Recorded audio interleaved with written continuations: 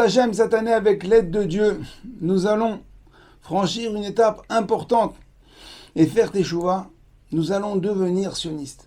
En effet, à l'approche du grand jour de l'indépendance de l'État d'Israël, de Yom Ha'atzmaut, il est temps, après tant d'années, de prendre un petit peu sur soi quelques notions de sionisme.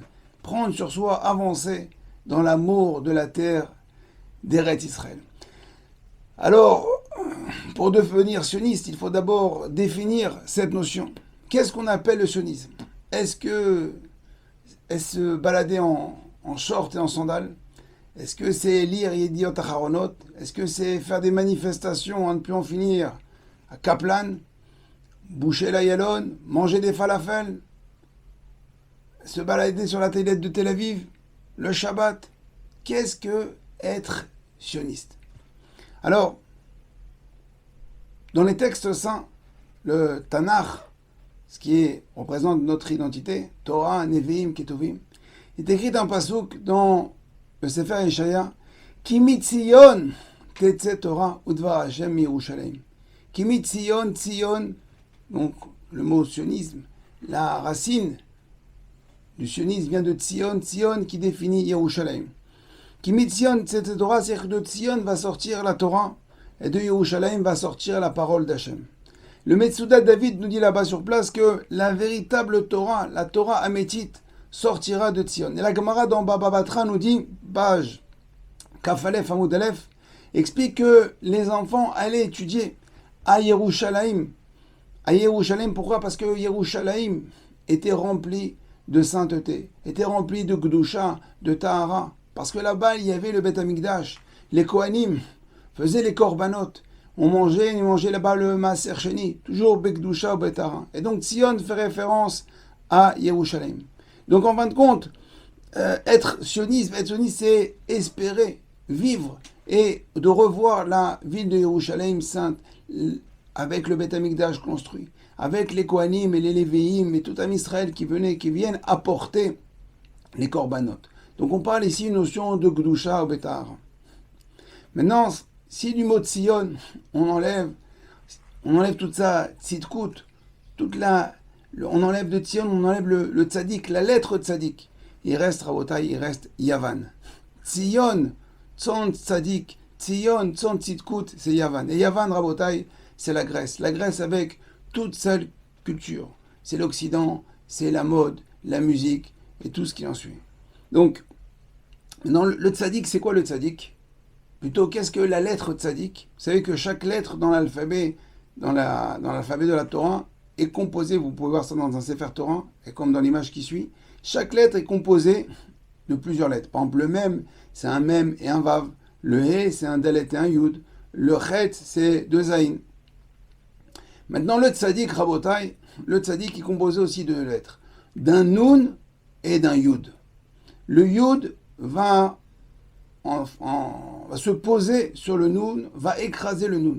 C'est quoi le Yud? Yud, c'est Yehudi, Yahadut. Le Nun, c'est la gamétria de 50. 50, ce sont les Nun Sharetuma. C'est-à-dire les 50 degrés d'impureté.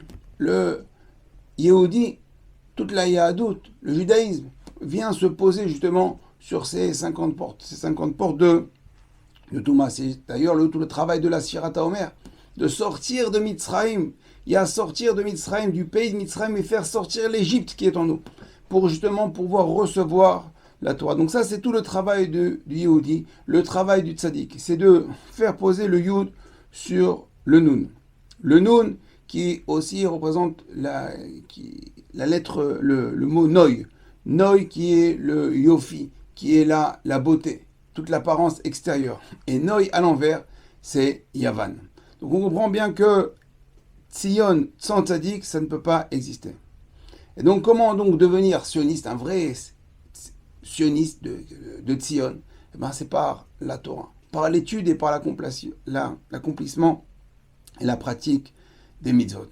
L'amour de la terre d'Eretz Israël commence par respecter les règles qui la régissent.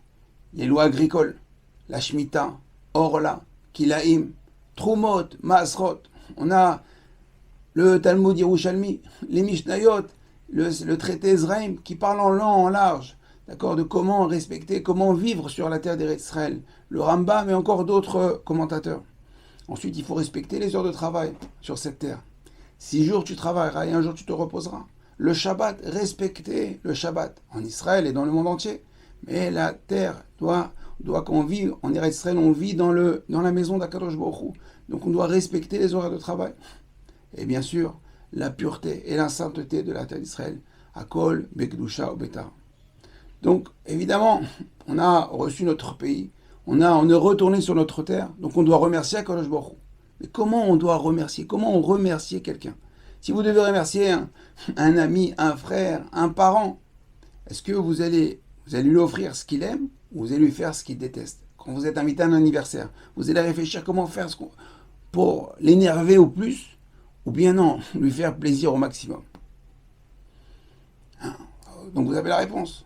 On va essayer de faire plaisir, de faire la volonté de celui qui nous reçoit, de celui qui nous donne, de celui à qui on aime. Il y a 76 ans, il y a un groupe d'imposteurs. Ils ont voulu, c'est des gens qui sont issus du Erev Rav, ils ont essayé d'éradiquer la véritable nature, la véritable définition du sionisme. Ils ont voulu le définir à leur manière. D'accord? Ils ont profité de la tmimout, de la naïveté et de notre amour pour la terre d'Israël. Ils ont nous bluffé.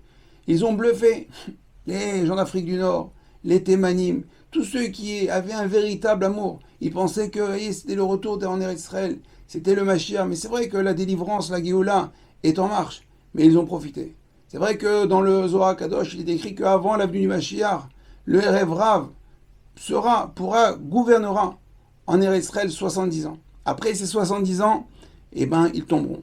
Alors, c'est vrai que depuis que l'État d'Israël a fêté ses 70 ans, ça fait maintenant 6 ans, le gouvernement israélien est très, très remué.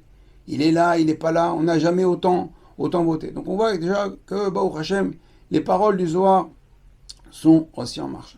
Et Baruch Hashem, 76 ans plus tard, d'accord, ce Erev Rav, ces gens qui se sont imposés, qui ont voulu faire d'Eretz Israël un pays où liot am chofshi be'artzenu, am chofshi, un peuple libre. Mais David Améler nous a déjà donné la définition de chofshi. Il dit en chofshi et la metim. Quand on parle de chofshi, de chofesh, de libre, on parle de mort. Quelqu'un un mort, c'est-à-dire qu'il est niftar, qu'il est pas tour de toutes les mitzvot. Ils ont voulu faire liot am chofshi, un peuple libre de mitzvot, sans mitzvot.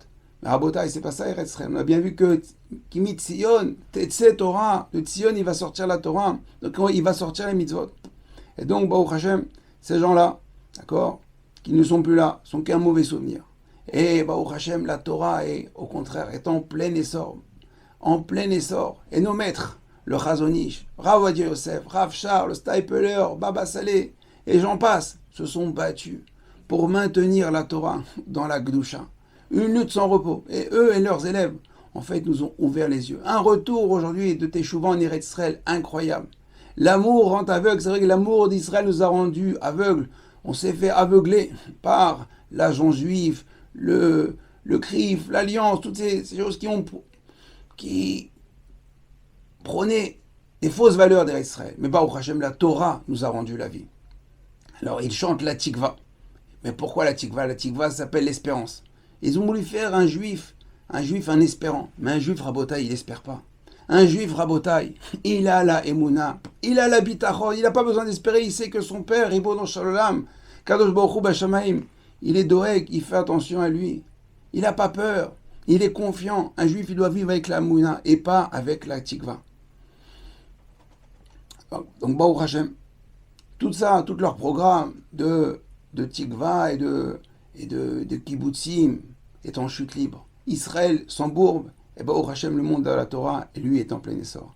Aujourd'hui, on voit les neshamot de chaque juif et de chaque citoyen israélien, d'accord, se révèlent. Ils ont soif de Torah, ils ont soif de vérité, ils ont soif de mitzvot. Aujourd'hui, vous attrapez un jeune dans la rue, tu veux mettre les tefilines, mais bien sûr, tu veux mettre les tzitzit, mais bien sûr, tu veux faire Shabbat, mais bien sûr.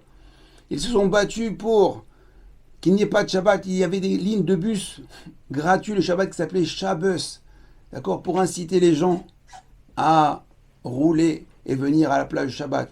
Des canyons, ils ont construit des canyons ouverts le Shabbat.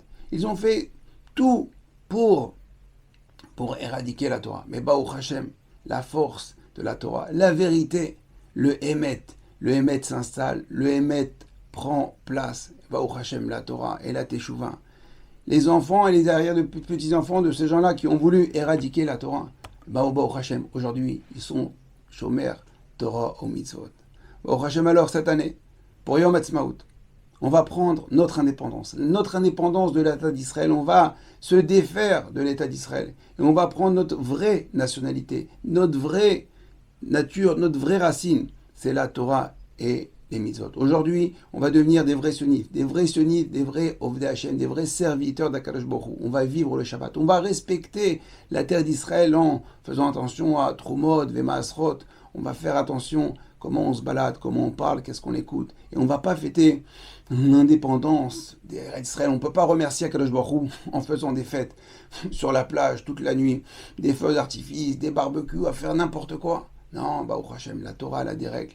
On va vivre la Torah, on va remercier Kadosh Baruch Hu, on va dire le Hallel, comme nous a dit le Rav Ovadia Yosef, Zecher Tzadik Kadosh Baruch Hu. Après la Tfila, on va dire tous ensemble, sans bracha, on va dire le Hallel pour remercier Kadosh Baruch Hu.